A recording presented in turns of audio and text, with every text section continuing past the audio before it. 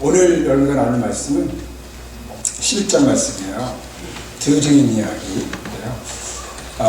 어차피 우리가 요한계시록을 제한된 시간에 다 나눌 수 없기 때문에 이렇게 중요한 본문을 선별적으로 뽑아서 나누고 있습니다. 오늘 말씀 드증인 이야기인데요. 제목은 종말의 시대의 교회의 사명이 되겠습니다. 이번 그 말씀 잔치의 주제는 종말과 교회, 종말의 시대의 교회는 무엇인가, 이 주제입니다. 그래서 제가 첫 시간에 이번 시간을 다 지나고 나면 두 개의 단어가 나올 거다. 종말 그리고 교회. 그렇게 될지는 한번 오늘 오후까지 한번 강의 들어보시고 보시면 되겠습니다. 먼저 제가 이렇게 낙서를 좀 해본 건데요. 종말에 대해서 한번 다시 한개를 시켜드리고 싶습니다. 종말이란 뭔가. 우리가 이 종말을 생각할 때는 시작이 있잖아요. 시작이 있으니까 종말입니다. 불교는 윤회설이기 때문에 시작은 있지만 끝이 없어요. 계속 돌고 돌죠. 그래서 뭐가 잘 되면 뭐 전생에 나라를 보이냐 그런 이야기 농담 삼아 하게 되는데요. 우리 기독교적인 세계관, 또 역사관은 반드시 시작이 있습니다. 그걸 우리가 창조라고 말하고 창조의 핵심은 에덴이죠. 그런데 문제가 발생했죠. 타락을 했습니다. 하나님은 타락한 이후에 이 만물에 대해서 포기하지 않으시고 회복의 역사를 이끌어 가십니다. 그걸 우리가 구속사라고도 말하죠. 그 회복이 이루어지는 순간을 성경은 종말이라고 말합니다. 새 창조가 회복되는 순간, 에덴이 회복되는 순간, 그것을 성경은 종말이라고 말합니다. 바로 이 종말을 향해서 성경의 역사는 진행해 가고야 되죠. 그래서 우리는 성경을 볼 때 어떻게 에덴의 회복, 창조의 회복, 새 창조의 역사가 나타나는가 하는 것을 읽으면서 보실 수 있으셔야 돼요. 가장 대표적인 회복의 흔적은 성전입니다. 성전과 에덴 매우 공통점이 있습니다. 어저께 제가 이렇게 나무 그림 그리면서 여러분들에게 그 말씀을 드렸는데 그 이름을 제가 몰라가지고 막 헤맸는데 목사님이 그 사이에 찾아보셨어요. 메노라. 맞죠? 메노라. 이 그림이 아십니까? 이렇게 해가지고 촛대 7개가 있죠. 이게 무슨 모양이냐? 에덴의 생강나무의 그 이미지를 형상화시킨 거예요. 그래서 성전 안에 에덴의 회복이 이루어졌다. 그래서 이스라엘 백성들은 성전에서 사람을 만나면서 에덴의 회복을 경험한 거예요. 자, 이와 같이 성전 성막 대표적으로 이 에덴의 회복의 정황을 재현하는 그런 시스템이었습니다. 가나안 땅, 젖과 꿀이 흐르는 땅, 그야말로 에덴의 충만한 삶을 거기서 하나님이 예비하셨습니다. 그러다가 예수님이 오셔서 마침내 구약에서 준비하시고 예비하신 이 새 창조의 회복을, 혹은 창조 회복을, 에덴의 회복을 성취하셨습니다. 그래서 고린도후서 5장 17절, 누구든지 그리스도 안에 있으면 새로운 피조물이다. 우리가 새로 와서 새로운 피조물이 절대로 아닙니다.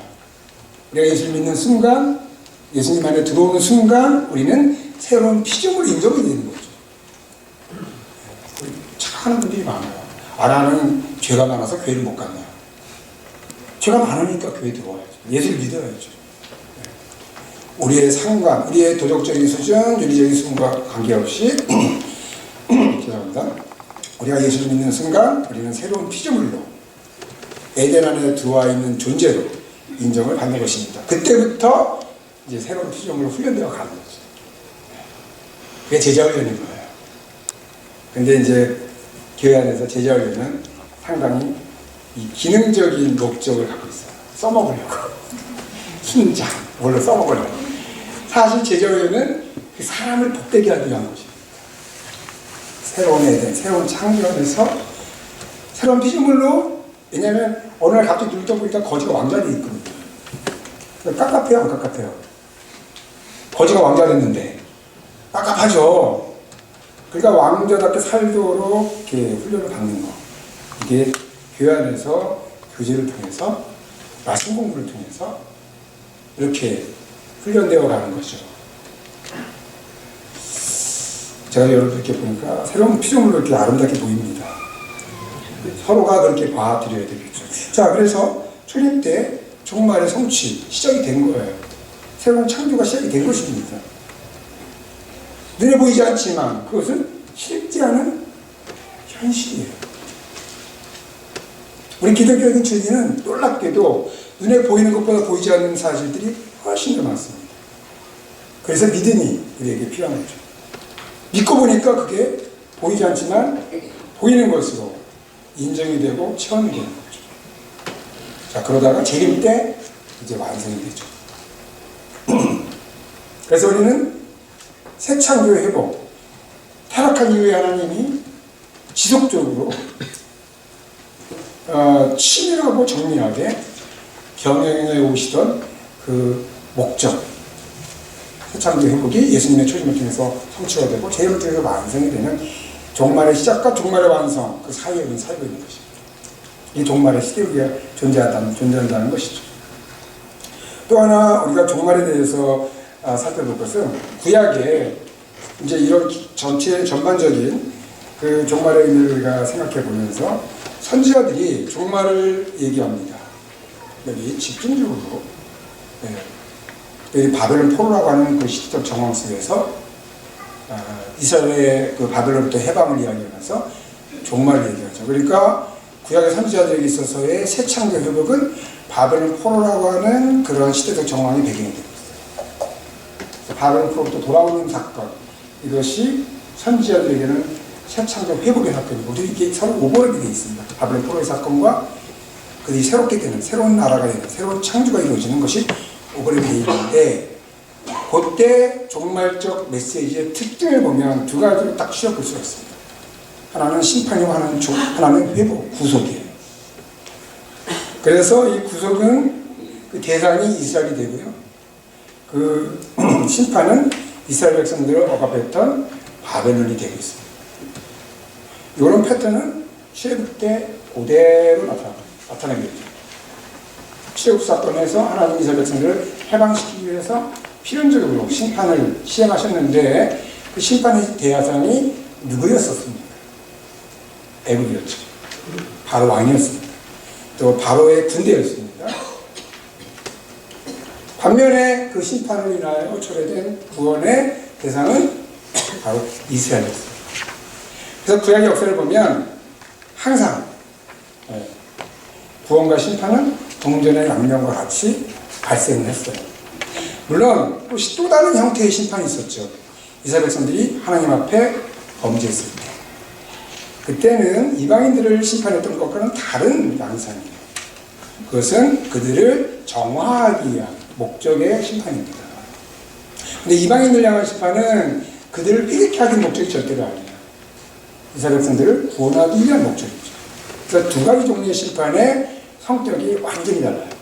제가 여기서 말하는 심판은 이스라엘 백성들을 향하여 회복을 위한, 구원을 위한, 그러니까 정화하기 위한 목적의 심판이 아니라 이스라엘 백성들을 구원하기 위한 이방인들 향한 심판이다. 이게 선지자들이 종말을 이야기하면서 논했던 메시지의 중요한 두 가지 요소다. 자, 이런 그 패턴이 그대로 예수님으로 인하여 시작된 이 신약시대, 종말이 시작됐잖아요. 여기에 적용될 수가 있습니다. 어떻게 적용될 수 있나요? 자, 예수님 오셨어요? 종말이 왔죠? 그러면 이 출애굽 때의 패턴, 또 선지자들이 종말을 내다보면서 선포했던 말씀의 패턴을 적용해보면 종말이 왔습니다. 구원이 발생했죠. 구원은 누굴 향한 것입니까? 구약에서는 이스라엘이지만 신약에서는 누구? 교회 공동체입니다. 구약의 이스라엘 백성들은 약속이고 그림자지만 신약의 그 실체는 신약의 성취로 교회 공동체가 이루어지게 되는 것입니다. 세워지게 되는 것입니다. 또한 이 종말의 시대에 이런 구원의 역사가 일어났다면 심판의 역사도 일어나겠죠. 심판은 누굴 향한 것이겠습니까? 사탄을 향한 것입니다. 세상을 향한 것입니다. 자, 요한계시록에서 이와 같이 예수님의 탄생, 우리가 어제 오후에 저녁에 5장 말씀을 같이 나눴죠. 5장 누가 책임을 뗄 것이냐. 그 책임을 뗐다는 것은 다니엘서 8장과 10장 말씀을 배경으로 해서 제가 어제 참석하지 못한 분들을 위해서 처음부터 다 복습을 못하겠고요. 조금 이 부분 이해 못하시더라도 내 잘못이구나, 어제 참석하지 못한 나의 잘못이구나, 이렇게 자신을 자책하면서 들으시기 바랍니다. 그 다음에는 이런 그 말씀에 집회의 기회가 있으면 빠지지 말고 나와야 되겠다, 그런 결심을 하는 기회로 삼기를 바랍니다. 제가 너무 야박한가요? 할 수 없습니다. 네, 5장 어제 우리가 다니엘서 8장 10장 말씀을 배경으로 해서 누가 책임을 뗄 것이냐라는 그 5장 본문의 이슈, 거기에 대한 배경을 살펴봤어요. 다니엘서 8장 12장에 하나님이 다니엘을 통해서 말씀하십니다. 이 책을 봉함하라, 인봉하라. 언제까지? 마지막 때까지. 자, 그 말은 무슨 말이겠어요? 다니엘서를 통해서 하나님이 약속하신 하나님의 나라, 그것은 마지막 때까지는 그 실체가 감춰져 있을 것이다. 물론 그림자는 나타날 수도 있어요. 그러나 그 본질, 실체는 감춰져 있을 것이다. 바꿔 말하면 마지막 때가 되면 그 하나님 나라의 그 본질, 그 실체가 성취되어 꽃이 피듯이 드러나게 될 것이다. 자, 그런 다니엘서의 말씀을 배경으로 이제 이 다이얼로그가 이루어지는 거죠. 누가 책임을 뗄 것이냐. 바꿔 말하면 무슨 말이에요? 누가 종말을 돌이킬 것이냐. 누가 하나님의 나라를 이 종말의 시대에 이루어줄 것이냐. 답이 주어지죠. 예수 그리스도. 십자가에 죽으신 어린 양으로서 죽으신 예수 그리스도의 보혈의 피로 말미암아 죄적으로, 사탄의적으로 절망 가운데 허우적거리며 바람이 쳇바퀴 돌듯이 살 수밖에 없었던 그러한 하나님의 자녀들을 피로 사서 하나님께 드리신 것. 그들이 에덴에서 위임받았던 왕적 지위를 회복해서 이 땅에서 왕노릇하게 되었다. 이것이 하나님 나라의 현상입니다.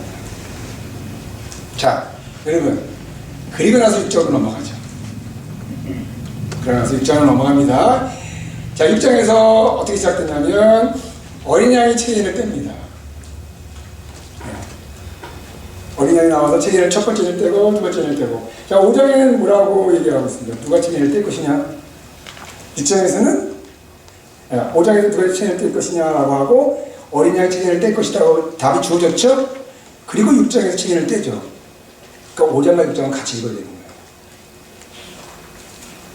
거예요. 5장에 대한 이해 없이 6장을 읽으면 좀 이렇게 길이 잃어버려요. 다시 말하면 5장에서 어린 양의 책임을 뗄 것이다 라고 이렇게 선언을 하고 6장은 그거에 대한 구체적인 행동을 보여주는 것입니다. 자, 그러면 5장에서 책임을 떼게 되면 결정적인, 그러니까 6장에서 책임을 떼게 되는 결정적인 계기, 바로 5장에서 밝혀진 거죠. 예수 그리스도의 십자가. 그러므로 이 그림이 아니라 이 그림이다. 자, 인심판 시작이 언제라고 할 수가 있겠습니까? 5장에서 밝혀진 게 뭐예요?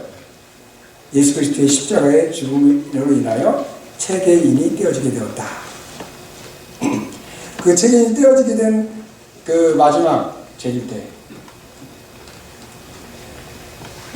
여기까지 여러분들이 이해 못해도 할 수 없습니다. 제가 오늘 해야 될 본문이 있기 때문에 지금까지는 오리엔테이션. 네. 정리해서 말씀드리면 요한계시록에서 말하는 종말, 예수님의 탄생 혹은 십자가, 예수님의 승천, 이미 종말은 시작됐다. 구약에서 약속되었던 하나님 나라에 대한 기대, 약속, 이미 성취가 되었다. 그리고 그 완성은 언제 될 것이냐? 재림 때 될 것이다. 그 사이에 존재하는 교회 공동체는 종말적 시대에 살고 있는 것입니다. 아멘? 그러면 여러분, 종말적 신앙이라는 게 무엇입니까? 재림, 불만 봐도 예수님 재림할 거를 기대하면서 사는 것? 재림의 신앙이라고 볼 수, 종말적 신앙이라고 볼 수가 있겠죠. 그러나 충분하지 않습니다. 종말적 신앙이란 예수님의 십자가의 은혜에 푹 잠겨서 그 은혜에 충만해서 죄사함에 감사하고, 그리고 어제도 우리가 말씀드린 것처럼 죄사함을 받았으니까 하나님과의 관계가 회복됐으니까 하나님의 창조의 목적대로 살 수 있는 출발선에 서게 되었고, 그래서 이제 하나님의 창조의 목적대로, 부르심의 목적대로 사는 삶, 이것이야말로 종말적인 삶이다. 그래서 여러분들이 살아가는 모든 영역 속에서 하나님의 거룩한 이름, 하나님의 영광을 드러내는 삶, 그것이 종말적인 신앙이다. 이것은 우리의 삶의 구체적인 현실에서 구현되어야 되는 그런 성격을 갖고 있습니다. 종말적인 삶이라는 것은 기도 안에 들어가서 힘을 빚고 예수님의 재림을 기다리는, 이것은 전혀 성경적인 종말적 삶하고는 관계가 없습니다.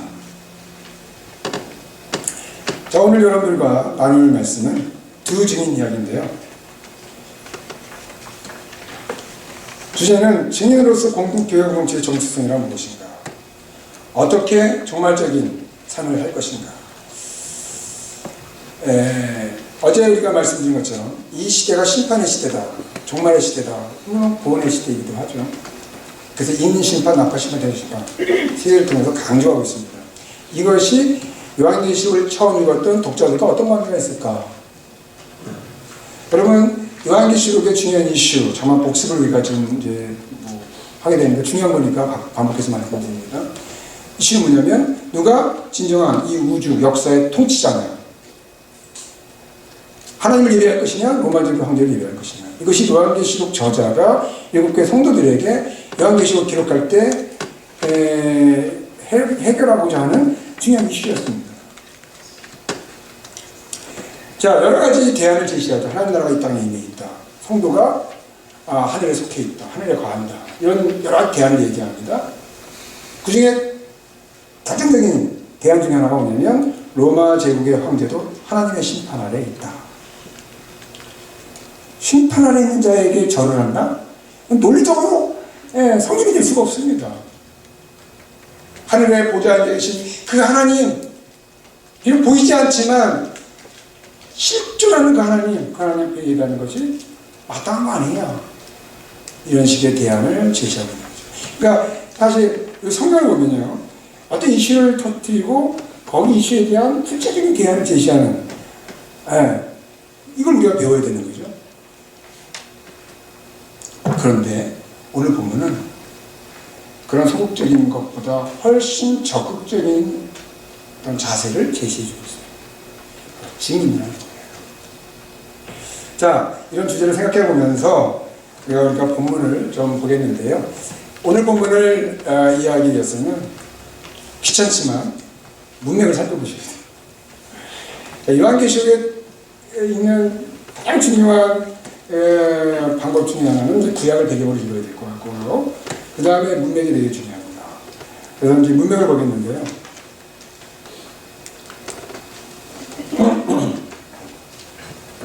첫 번째 문맥은 9장 20절부터 21절입니다. 자, 9장 20절부터 20절 보면 제가 여러분들에게 친절하게 이렇게 화면에 말씀을 띄우고 있습니다. 여러분들 성경을 보셔도 되고 화면을 보셔도 되겠습니다. 자, 9장 20절부터 21절, 그건 13절부터 시작이 되는데 13절에 보면 여섯째 천사가 나팔을 불었다 시작합니다. 여섯째 천사가 나팔을 불었다. 그래서 이제 막 심판이 벌어지고 20절, 21절에 나와 있는 이 말씀 한번 같이 읽겠습니다. 20절, 21절. 자, 시작. 이 재앙에 죽지 않고 남은 사람들을 손으로 행하는 행하지 아니하고 오히려 여러 귀신과 또는 오거나 다니거나 하지 못하는 금은 동과 복속의 세상에게 절하고 또 그 살인과 복술과 은혜와 도둑질을 회개하지 아니하더라. 여섯 번째 천사가 나팔을 부릅니다. 그러서 이제 하나님이 심판의 현상을 마음 나타내 주시고, 그러고 나서 20절부터 21절에서 보여주는 심판에 대한 반응이 뭐냐면, 한마디로 말하면 회개하지 않아요. 도리어 도둑질하고 살인하고 간음하고 복수를 행하고, 이 복술, 이게 뭔지 아시죠? 점 보는 거. 자, 어쨌든 복술, 우상에게 절하고. 여러분, 우리가 이 본문을 볼 때 좀 이상하지 않을 수가 없습니다. 왜냐면 하나님이 심판했는데 왜 회개하지 않았어요? 하나님이 심판하면 당연히 회개하는 거 아닙니다. 회개하지 않을 수도 있습니다. 자, 제가 앞에서 여러분들에게 잠깐 말씀을 드렸었어요. 구약에서 하나님은 하나님의 백성을 구원하실 때 누구를 심판하신다고 했어요? 세상을 심판하신다 하셨죠? 했죠? 그 애굽을 심판하셨고 바벨을 심판했죠. 그들이 회개했습니까? 회개하지 않았습니다. 지금 여기서 회개하지 않는 이 대상은 세상이에요. 세상. 그래서 하나님이 심판할 때, 세상을 심판할 때는 회개가 목적이 아닙니다. 무엇이 목적이에요? 하나님의 백성을 구원하는 것이 목적입니다. 그러나 성도들, 하나님의 백성을 심판하는 것은 그들을 회개케 하는 것이 목적입니다. 그래서 구약에 보면 이스라엘 백성들을 심판할 때는 항상 그들이 회개를 해요. 그러니 여기서 이 세상, 여기 이 20절과 21절에서 언급되는 이 대상은 세상에 속한 자들, 회개하게 되는 것이 당연하다. 이걸 통해서 또 우리가 알 수 있는 건 뭐냐면, 그만큼 하나님의 심판은 정당하다.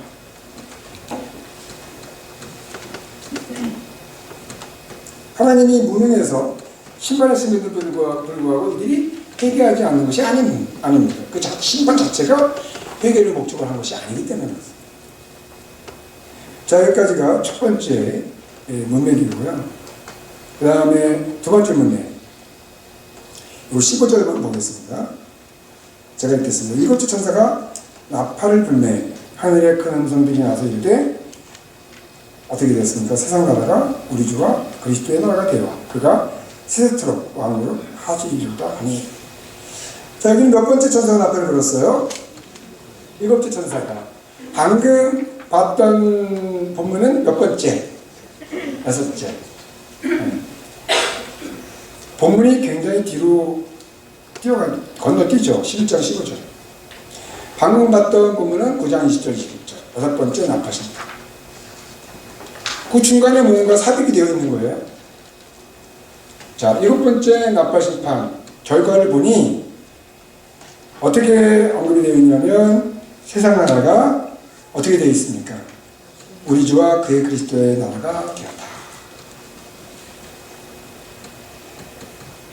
자, 방금 봤던 9장 20절 21절에 여섯 번째 나팔 심판의 경우에는 하나님의 심판에도 불구하고 세상 나라가 회개하지 않았습니다. 그런데 일곱 번째 나팔을 불자 그 세상 나라가 뭐가 되어 있어요? 하나님의 나라가 되어 있습니다.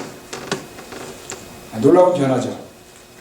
하나님의 심판에 불구하고 회개하지 않던 세상 나라가 어찌하여 하나님의 나라, 주의 나라가 되어 있을까요? 제가 지금 이렇게 말씀드린 게 맥락이 잡히십니까? 네. 이게 이 본문을 읽는 관전 포인트예요. 여섯 번째 나팔 심판에서 하나님의 심판에도 불구하고, 물론 그 심판의 목적이 회개케 하기 위한 것이 아니기 때문에 당연히 그들은 회개하지 않고 오히려 우상 숭배, 살인, 복술, 음란 그 행위를 계속해 갑니다. 그런데 일곱 번째 천사가 나팔을 불자 벌어지는 결과는 바로 그 세상 나라가 하나님의 나라가 되었다는 것입니다. 어떻게 해서 이러한 일이 일어났을까요? 이것이 바로 오늘 본문 두 증인 이야기의 중요한 관전 포인트다. 싶습니다.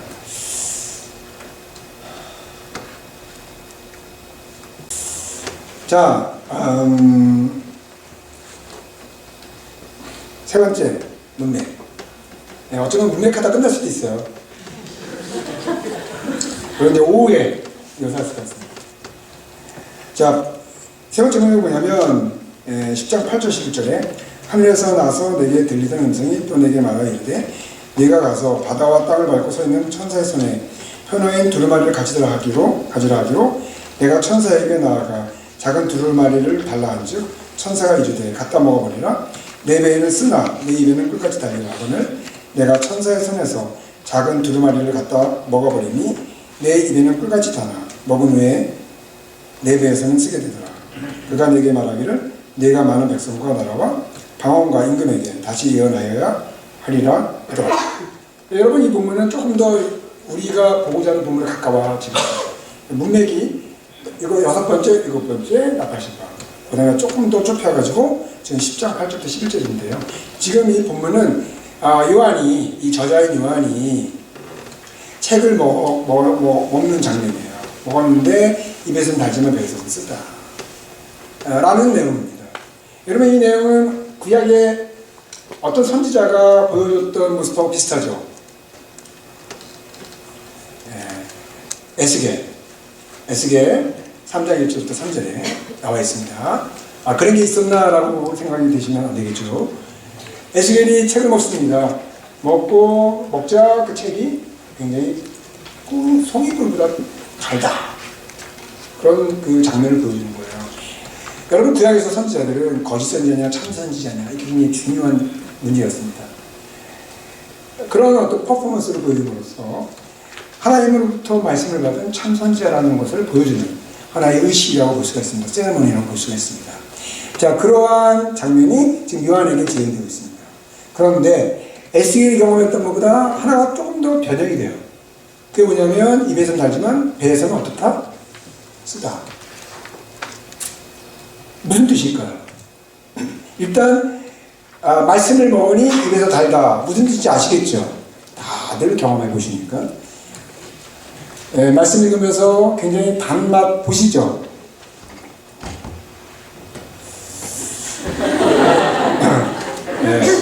그런데 여러분, 말씀을 먹고 쓴맛을 보신 적 있습니까? 단맛은 경험하는데 쓴맛을 본 적 있습니까? 쓴맛을 보기를 거부하고 있죠. 이게 무슨 뜻이겠어요? 하나님의 말씀 받을 때는 기뻐요, 즐거워요, 감사해요. 막 회복이 일어나고 치유가 일어나요. 그 말씀을 순종할 때는 어떻습니까? 쓴맛이 나죠. 쓴맛이 나죠. 지금 요한이 그러한 이 말씀 사역, 다시 말하면 예언 사역, 예언하려고 되어 있는데 이 예언 사역을 감당하고자 할 때 그에게 어떤 그 현실이 기다리고 있는지 보여줍니다. 결코 이 말씀을 감당할 때, 예언의 사역을 감당할 때 그의 현실은 녹록하지 않을 것이다. 단맛도 있지만 쓴맛도 있다.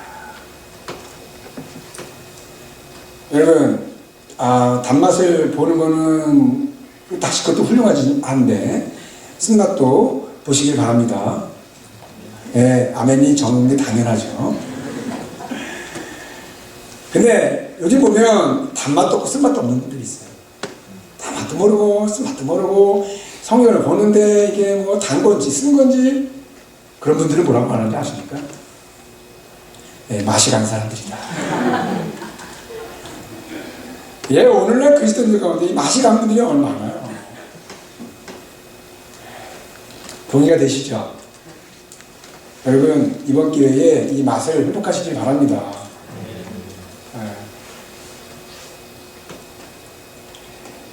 자, 이 요한의 이러한 퍼포먼스를 통해서 예언의 사역을 감당할 때 예비되는, 준비된, 그 얘기되는 그런 어떤 상황을 말해주고 있어요. 자, 이제 마지막 그 문맥 1절과 2절인데요. 여기서는 딱 정리하면 두 가지입니다. 청량하는 영역과 청량하지 않은 영역이에요.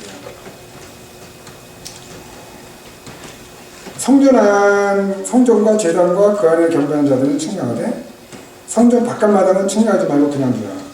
그래서 이방인에게 주었은즉 그들이 거룩한 성을 망한 줄 알았거나 짓밟습니다. 여러분 여기 42달 우리 강의를 들으신 분들 복습하시죠. 42달 날수로 치는 며칠이에요? 1260일이죠. 이게 문자적 의미가 아니고 상징적 의미로 언제부터 언제까지? 소리부터 제니까지. 아는 데 나오니까 굉장히 좋죠. 지금 이 1절과 2절은 처음부터 제니까지의 어떤 상황을 설명해주고 있는 건데요. 지금 이 그림에 보시면 여기가 성전 바깥 마당이에요. 이 안은 성전입니다. 그런데 여기는 이방인들에게 짓밟도록 내버려두는 것이고요. 여기 안은 절대로 못 들어와요. 측량하다 측량하지 않는다는 것은 측량한다는 것은 세우는 것이고 측량하지 않는 것은 품는 것이에요. 여러분 이러한 상황은 다소 비정상적입니다. 왜냐하면 이방인들이 여기까지 들어와가지고 땅만 받고 가겠습니까? 그렇지 않죠. 가장 값진 물건들은 다 어디에 존재합니까? 이 안에 있죠. 여기까지 들어와가지고 온갖 금은 보화를 다 탈취해가는 것이 당연한 거예요. 그런데 이 그림은 성전 바깥마당만 이방인들에게 밟도록 내버려두고 성전 안은 절대로 못 들어오는 거죠. 이것은 다소 어떤 목적을 가지고 설정된 그 상황이라고 볼 수가 있어요. 간단히 정리해서 말씀드리면 이 성전 전체를 교회 공동체라고 말할 수 있고요. 교회 공동체는 겉으로 볼 때는 이방인들에 의해서 짓밟히고 고난을 받고 고통을 당하는 모습일 수 있으나 내면적으로는 하나님의 철저한 보호가 있다. 이 사실을 전달하고자 하는 것입니다. 자, 이것은 방금 앞에 요한이 책을 먹으면서 경험했던 것과 매우 흡사하죠. 요한이 책을 먹을 때는 단맛이었지만 배에서 쓰다고 그랬습니다. 예언의 사역을 감당할 때 하나님의 은혜와 또 동행하심과 감사와 이런 놀라운 은혜를 경험하지만 동시에 고난도 함께 올 수가 있습니다. 그런 이중적인 성격이 지금 이 성전이라고 하는 이 주제를 가지고 말할 때 그대로 표현이 되고 있다는 것이죠. 성전 바깥마당은 이방인들에 의해서 짓밟힐 수 있으나 성전 안은 절대로 못 들어오는 것입니다. 교회가 그런 거예요. 사실 42달 동안 초림부터 제일까지 교회가 존재할 때 교회는 여러 상황에 의해서 부침을 반복합니다. 팬다. 고난이 있을 수 있고 핍박이 있어서 흩어지기도 하고 쓰러질 것 같은, 소멸될 것 같은 그런 모습이지만 그러나 2000년 동안 교회는 지금까지 건져왔습니다. 그것이 교회예요. 앞으로도 제일 때까지 교회는 필연적으로 고난을 당할 것입니다. 그러나 교회는 건강하게 언제나 존재하게 될 것입니다. 그것이 바로 이 1절, 2절에서 보여주는 성전 모티브의 메시지다. 자, 그리고 나서 이제 우리가 보고자 하는 본문을 들어가겠습니다. 3절, 4절. 내가 나의 두 증인의 권세를 주리니 그들이 굵은 벼슬을 입고 천행실을 예언하니라. 그들은 이 땅에 주 앞에 서 있는 두 감람나무와 두 촛대다. 그랬습니다. 자, 여기서 등장하는 캐릭터는 두 증인입니다. 이 두 증인을 설명하기를 두 촛대라고 말하고 있습니다. 요한계시록에서 촛대는 1장 20절에 의하면 7촛대는 7개다라고 하였습니다. 촛대가 의미하는 바가 무엇이겠습니까? 교회를 의미합니다. 여기서는 7교회라고 했으니 7촛대라고 숫자를 7이라고 말하는 것이죠. 그런데 지금 이 본문에서는 숫자가 2이니까 촛대를 2로 표현했습니다. 그렇다면 두 증인은 촛대라고 하는 이미지에 의해서 교회를 의미합니다. 다시 말하면 증거하는 공동체로서의 교회. 여러분 왜 그러면 증인을 2이라고 숫자와 연결시켰습니까? 구약에 보면 증거가 성립될 수 있는 최소의 단위 몇입니까? 2이에요. 3이나 4은 의미가 없어요. 그건 당연한 거죠.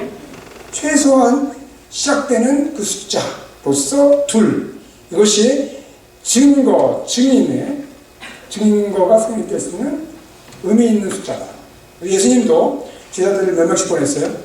2씩 보냈습니다. 저는 처음에 이런 증거라고 하는 의미를 연결시키지 않았을 때는 그 하나의 시큐리티 때문에, 안전 때문에 증거씩 보낸 줄 알았어요. 그게 아닙니다. 증거의 의미가 있어요. 자, 그런데 여기 두감람나무라고 되어 있습니다. 두감람나무. 자, 두감람나무는 무엇이냐? 시간이 없으므로 그냥 간단히 말씀드리겠습니다. 스가랴 3장에 보면 4장, 죄송합니다. 4장에 보면 10절에 두감람나무가 나옵니다. 기름 부음 받은 자, 두감람나무. 여러분, 구약에서 기름 부음 받은 자는 누구겠습니까? 누가 기름 부음을 받습니까? 선지자와 왕. 그래서 그 왕은 그 당시에 스룹바벨, 선지자는 여호수아, 제사장 여호수아. 그런데 이 두 증인을 두감나무와 연결시켜요. 무슨 뜻이겠습니까? 왕 같은 제사장입니다. 자, 그러면 두 증인을 두감나무와 두 촛대라고 말했어요. 연결해서 말하면 왕과 증거하는 공동체로서 왕 같은 제사장으로서의 교회, 이렇게 연결해서 말할 수가 있겠습니다. 그런데 이 두 증인이 굵은 베옷을 입고 1260일 동안 1260일 토론토 제니까 굵은 베옷 언제 있습니까? 회개를 촉구할 때 혹은 회개할 때. 자, 그러므로 이 두 증인이 하는 사역은 뭐냐면 세상을 향해서 회개를 선포하는 것입니다. 그 다음 5절과 6절. 만일 누구든지 그를 해하고자 하면 그들의 입에서 불이 나와서 그들의 원수를 삼켜버릴 것이요, 누구든지 그들을 해하고자 하면 반드시 그와 같이 죽임을 당하리라. 그들이 권능을 가지고 하늘을 걷다 그 예언하는 날 동안 비가 오지 못하게 하고, 또 권능을 가지고 물을 피로 변하게 하고 아무 때든지 원하는 대로 여러 가지 지행으로 땅을 치리로다. 여러분, 5절과 6절 이 말씀을 통해서 생활하는 구약의 두 인물이 있죠. 누굽니까? 모세와 엘리야. 구약의 모세와 엘리야는 지금 두 증인, 교회 공동체에게 적용시키고 있는 거예요. 이유가 뭘까요? 구약에 모세와 엘리야만 있습니까? 다니엘도 있고 요셉도 있고 다윗도 있습니다. 근데 왜 하필 모세와 엘리야일까요? 힌트. 변화산에서 예수님과 함께 등장한 인물이 누굽니까? 모세와 엘리야. 뭔가 일관성이 있죠. 이유가 있습니다. 구약의 대표적인 선지자 모세와 엘리야입니다. 율법을 대표하는 선지자 모세고요, 선지서를 대표하는 선지자 엘리야입니다. 구약 우리가 이야기할 때 율법과 선지자 이렇게 둘로 나눠서 하죠. 네. 그래서 모세와 엘리야는 구약을 대표하는 선지자다. 자, 이런 선지적 사명을 최종적으로 성취하신 분이 예수 그리스도시다. 것이고요. 그것을 계승하고 그것을 계속해서 이어가는 그 역할을 교회가 감당한다는 뜻이에요. 모세와 엘리야.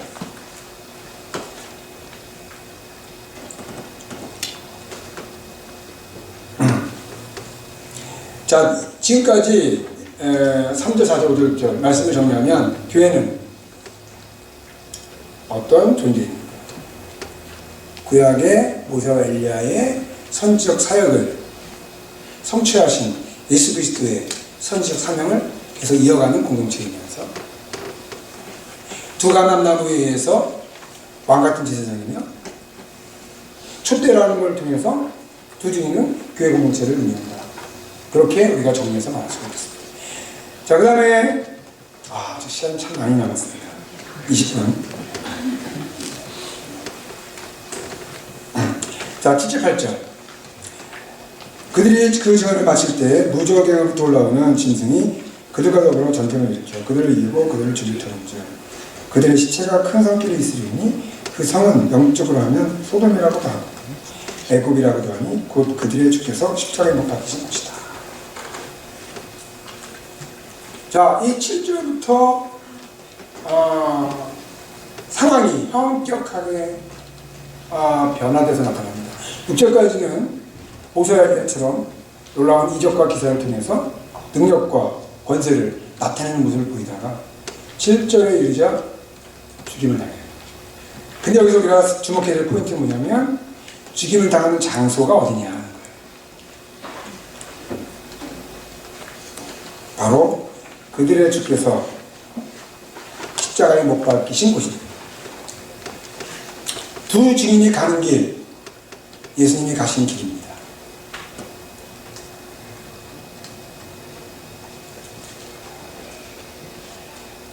9절 10절 백성들과 족속과 방언과 조금 이제 여러분 설명이 미흡한 부분이 있지만 설교이기 때문에 그걸 다 디테일하게 설명하다 보면 좀 늘어질 수가 있어서 중심된 내용만 우리가 다루고 넘어갑니다. 양해해 주시기 바랍니다. 양해를 볼 필요는 없겠지만 양해를 구하겠습니다. 자, 9절 10절 제가 설교학 시간에 박윤성 박사님한테 설교를 배웠는데 절대로 설교자는 청중들에게 양해를 구하지 마라. 그게 생각이 나서 그게 되게 저는 마음속에 이렇게 좀 이렇게 새겨졌어요. 설교자는 말씀을 선포하는 거기 때문에 청중들에게 양해를 구하지 마라. 그런 가르침이 있었습니다. 어쨌든 자 9절 10절에 보면 백성들과 족속과 방언과 나라 중에서 사람들이 그 시체를 사흘 반 동안을 보며 무덤에 장사하지 못하게 하였다. 이 두 선지자가 땅에 사는 자들을 괴롭게 하므로 땅에 사는 자들이 그들의 죽음을 즐거워하고 기뻐하여 서로 예물을 보내려 하다. 예수님처럼 죽었는데 놀라운 것은 예수님처럼 장사 지내진 않아요.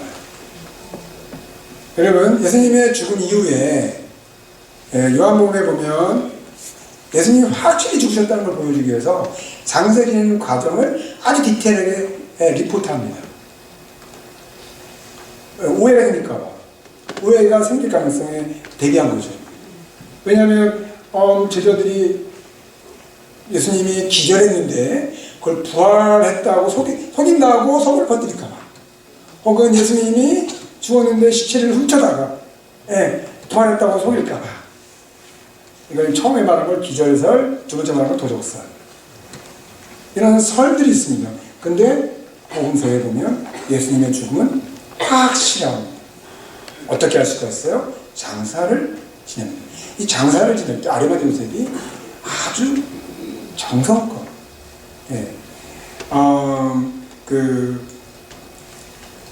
자기 조상 때부터 내려왔던 무덤에 안치하고 그리고 몰약으로 씻고 세마포로 입히고 그런 과정을 요한복음에 굉장히 자세하게 설명해 주고 있습니다.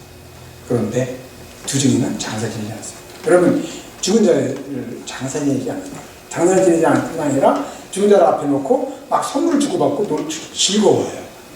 저는 제가 죽고 나서 누가 그럴까봐 굉장히 좀 마음이 쓸 때가 있는데요.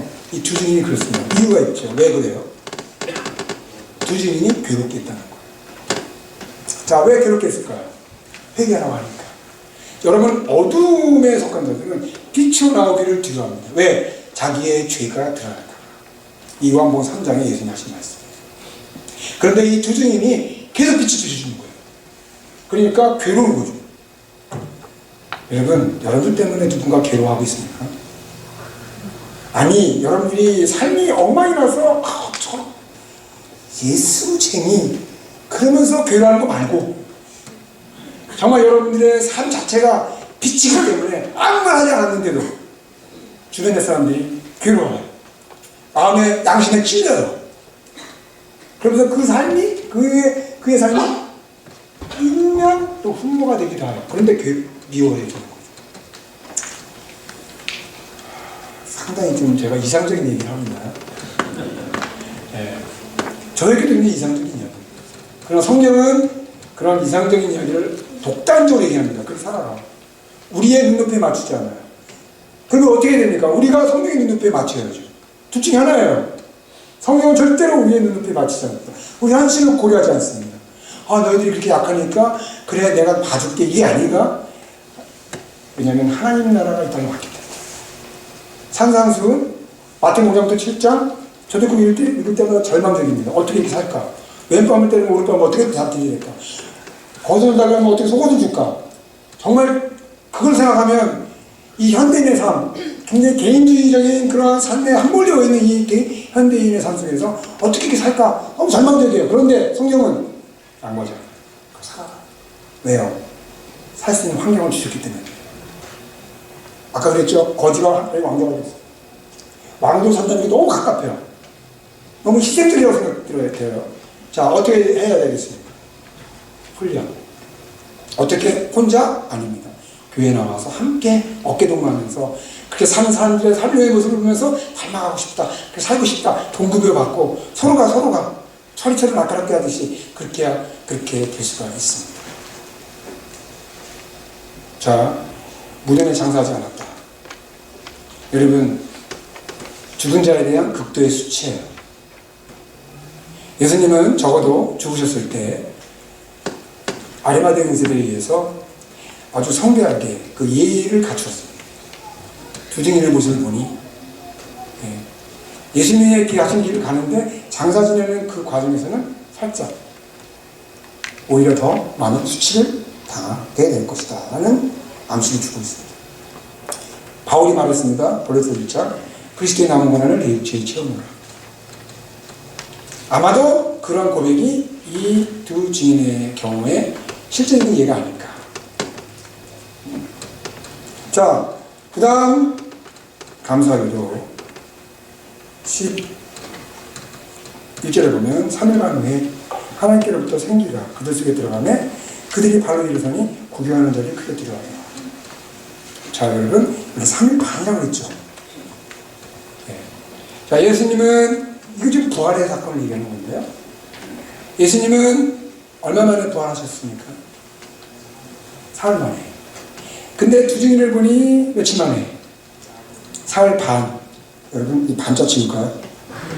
3일 후에 딱 되잖아요. 가끔 여러분 성경 읽을 때, 이게 좀 없었으면 쉬울 텐데. 이상한 게 들어가가지고 오히려 더 성경이 어려워지는 경우가 있죠. 여러분, 그럴 때는 성경의 묘미가 살아나는 기회입니다. 네. 그러니까 그 성경을 탓하지 말고 그걸 이해하지 못하는 나를 탓하십시오.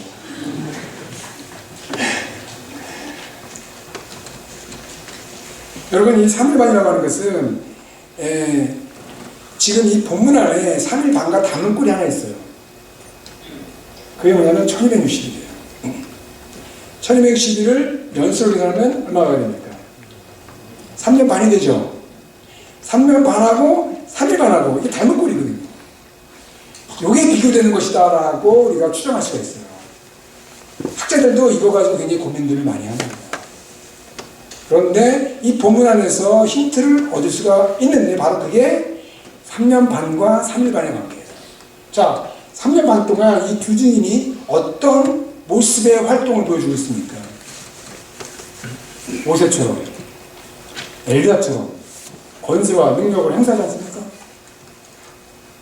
반면에 3일 동안의 기간은 어떤 모습입니까? 장사 지내지 않고 선물 주고 다니면서 조랑하는 모습. 어떤 게 길고 어떤 게 짧죠? 3년 만이 길죠? 3일 반은 어때요? 짧죠? 그래서 말 하나 만들 수가 있는데 영광은 길고 수치는 짧다. 영광은 길고 고난은 짧다. 우리에게 복음입니다. 자, 우리가 주님을 따라갈 때 고난을 당할 수밖에 없어요. 말씀대로 살려고 할 때 우리에게 어려움이 있습니다. 물론 항상 그런 건 아니죠. 말씀을 순종할 때 우리에게 하나님의 놀라운 축복이 있을 수도 있어요. 그러나 여러분, 성경에 이 본문이 모든 걸 다 말하진 않아요. 여기서는 말씀을 순종할 때 그런 고난이 있을 수 있다고 말을 하고 있습니다. 근데 그건 짧습니다. 금방 지나갑니다. 여러분 다 그렇게 인생을 살아오지 않으셨어요? 지나고 보니까 다 지나가더라. 근데 그 어려울 때 조금 더 기뻐했으면, 조금 더 감사했으면 어차피 지나가는 건데 그런 후회가 될 때가 있지 않습니까? 여러분, 저도 그렇고요. 가장 두려운 게 뭐냐면 임종의 순간에 내가 인생을 조금 더 잘 살 걸. 어차피 죽는 건데 좀 더 말씀을 잘 순종할 걸. 그런 후회가 없기를 바랍니다. 여러분, 이렇게 보면 다 지나가요. 다. 그렇습니다. 3일 반, 3년 반과 비교되는 수다. 이렇게 말할 수가 있습니다. 그 다음에 보여주는 게 뭐냐면 12절 말씀. 하늘부터 큰 산이 있어 이리로 올라오라 함을 그들이 듣고 구름을 타고 하늘 올라가니 그랬습니다. 여러분, 구름을 타고 하늘을 올라가죠. 이게 뭐예요? 승천. 근데 이걸 먼저 선행적으로 보여준 그 모델이 있었죠? 몇 장 몇 절? 몇 장 몇 절? 1장 7절. 볼저다 구름 타고 오시리라. 예수님께서 먼저 구름 타고 하늘로 가는 그런 승천의 장면을 보여주신 바가 있습니다. 여기서 성도들도 구름 타고 하늘로 올라갑니다. 여러분, 구름 타고 예수님 재림하는 그것은 성경에 기록되어 있지 않습니다. 자, 데살로니가전서 4장 16절. 우리 집사님이 아까 어제 질문하셨는데 그건 딱 오후에 나오시 미끼 구름 속으로 끌어올려. 그게 과연 뭘까? 이따 오후에 말씀드리기로 하고요. 여기서는 승천의 장면이다. 방금 11절에서 부활을 얘기했고 12절에서 승천을 얘기하고 있습니다. 그러고 보니까 죽음부터 시작해서 부활과 승천까지 두 증인이 어떤 길을 갖고 있는 거예요? 예수님이 가신 그 길을 갖고 있습니다. 고난의 현장이든 부활과 승천이라고 하는 영광의 순간이든 두 증인은 주님이 가신 그 길을 가고 있다. 다만 장사 지낼 때 극도의 수치와 모욕을, 이것은 우리가 주님의 길을 따라갈 때 어떤 면에서는 예수님이 당한 고난보다 더한 고난을 당할 수도 있다. 왜냐하면 여러분, 예수님은 팔레스타인이라고 하는 제한된 지역에서 3년 동안 사역했다면 우리는 30년, 40년 주님을 따라가는 삶을 살잖아요. 50년, 60년. 또 우리가 활동하는 영역은 훨씬 더 넓을 수가 있잖아요. 그러니 고난을 당할 수 있는 확률이 훨씬 더 많다는 거죠. 또 그렇게 고난을 감당할 수 있는 준비가 되어야 된다는 거죠. 자, 이제 5분 남았습니다. 말씀을 정리하겠습니다. 제가 여러분 이 말씀을 시작하면서 이런 문제를 제기했습니다. 여섯 번째 나팔 심판을 부를 때 우리가 잘 일곱 번째 나팔을 불자 그 세상 나라가, 회개하지 않던 세상 나라가 우리 주와 그리스도의 나라가 되었습니다. 어떻게? 회개하지 않은 그 강팍한 세상이 하나님의 나라가 되었을까요? 그 과정을 보는 것이 이 본문의 관전 포인트다, 이런 말씀을 드렸습니다. 그걸 위해서 제가 여러분에게 요한의 경우를 소개해드렸고 또 성전 모티브를 여러분에게 소개해드렸어요. 단막과 쓴막. 이방인들에 의해서 짓밟히는 영역과 짓밟히지 않는 영역. 그리고 나서 두 증인의 이야기가 전개됩니다. 이 두 증인은 단막과 쓴막을 보고 있죠. 마치 성전 방마당을 이방인들이 막 짓밟듯이, 그러나 그럼에도 불구하고 성전 안에는 절대로 들어오지 못하는 상황을 보여주고 있는 것처럼 두 증인이 장사 지내지 않으므로, 죽임을 당할 때 장사 지내지 않게 되므로 극도의 수치를 당하는 모습을 보여주지만 결국에는 부활과 승천의 영광은 없습니다. 어떻게 해서 세상 나라가 하나님의 나라가 되었습니까? 바로 목숨을 다하여 주님의 길을 따라가는 증거하는 공동체로서 교회가 사명을 감당할 때, 그 사명을 온전히 감당할 때 세상 나라가, 하나님 나라가 되어질 것입니다. 여러분, 오늘날 우리가 이 세상을 보면서 참 강고하다 이렇게 생각해서 참 전도하기 힘들어. 근데 여러분, 2000년 전 이 소아시아에 살고 있었던 일곱 교회만큼 전도하기가 더 힘들 수가 있겠습니까? 그 당시에 이 세상은 로마 제국이 장악하고 있었습니다. 군사력, 정치력, 문화, 그 어떤 것을 보고서 비교해서라도 비교할 수가 없어요. 한눈에 흙에 불과한 공동체였죠. 그런데 요한은 도전합니다. 당신들이 세상을 변화시켰습니다. 이 세상을 하나님 나라로 바꿀 수 있다. 그때보다 우리가 살고 있는 환경이 훨씬 더 좋은 환경이라면 우리가 전도하기 힘들다, 세상을 향하여 복음을 들고 나가기 힘들다 이렇게 말하는 것은 변명에 불과하다. 개인스길에 여러분들이 이 믿지 않는 이 세상을 향해서 복음을 들고 나갈 때 하나님은 이 개인스길을 하나님 나라가 통치하는 그런 도시로 만들어 주실 것입니다.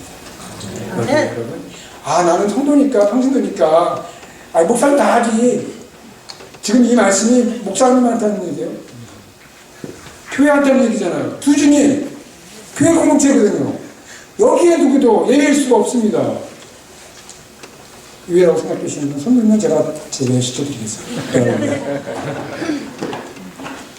여기에 여러분 우리 목사님 한 분 부교육자도 없이 너무 힘들게 사역을 하고 있는데 여러분 이 공동체가 함께 짐을 짊어지고 이 개인시대의 복음화를 위해서 여러분들이 함께 어깨동무하고 두 증인으로서의 삶을 살아가기를 간절히 바랍니다. 기도하겠습니다. 하나님 감사합니다. 이 말씀을 읽어주시고 감사합니다. 하나님 어찌하든지 필연적으로 우리가 걸어가야 할 그 길이 예수님이 가신 그 길인 줄 믿습니다. 그것이 죽음과 고난의 길도 있지만 부활과 승천의 영광의 은혜가 있을 줄 믿습니다. 쓴맛이 있지만 단맛도 있을 줄 믿습니다. 이방인에 의하여 짓밟힘을 당하기도 하지만 그러나 하나님의 철저한 보호가 있는 그 은혜가 있는 줄 믿습니다. 하나님 감사합니다. 우리에게 이렇게 은혜 주시고 감사합니다. 교회 공동체 이 종말의 시대에 이 세상을 변화시키도록 그렇게 불러주시고 감사합니다. 하나님 심판 가운데 있는 이 세상을 향해서 구원의 은혜를 가지고 나아갈 수 있도록 도와주시옵소서. 개인스의 한인교회를 사용하여 주시고 이 공동체가 더욱 복음으로 충만한 은혜로 충만한 공동체가 되어서 이 세상을 변화시키는 도구로 쓰임받게 하여 주시옵소서. 예수님의 이름으로 기도드리옵나이다.